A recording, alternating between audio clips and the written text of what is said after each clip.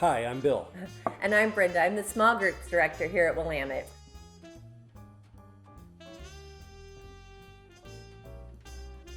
And we'd like to invite each of you to become a part of a small group as we go through the story. You know, some churches call small groups Sunday school. Yeah, but you know, they're really just small groups where people get together and discuss things. Yeah, but some churches call them life groups. And I know some churches call them connect groups. And you know what my aunt's church calls them? Cell groups. Well, my cousin, second twice removed, his church calls them growth groups. You know what? And the toaster strudel guy, his church calls it family groups. Well, you know, I was watching this YouTube video the other day, and they had this dachshund, and this No. dachshund was barking, and it sounded like the dachshund was saying home group. No, really? Yeah, no, Prove he was, it. yeah. Home group. Oh, that's pathetic. Anyway, it doesn't matter what you call them. We call them small group. It's not because they're small in importance. They're a huge importance. They're a big importance. It's important that you know God and you know others.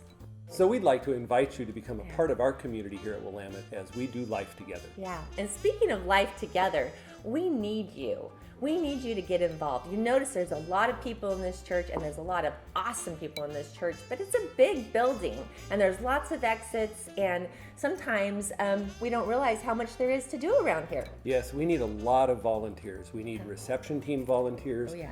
Boona Cafe team volunteers, children's ministries volunteers, groundskeeping volunteers. We just need a lot of volunteers for this facility. That's a fact. And you know, sometimes it can give the impression when you have a big facility like ours that everything's being taken care of because you don't see those things happening. Yeah, and that's just not true. We can have a really good left foot, but if we don't have a right foot, we're not going anywhere. That's right. So would you just consider where you would like to volunteer? And if you want to volunteer, put your name on a connection card, say what you're interested in, and we'll be sure to get back to you. And you can just put that connection card in the offering container later in the service. Not only are we called to serve, we're called to pray. And on the 30th of each month, Willamette joins together in prayer. You know, and churches all over the community are joining in prayer too. Churches choose one day out of each month to pray together.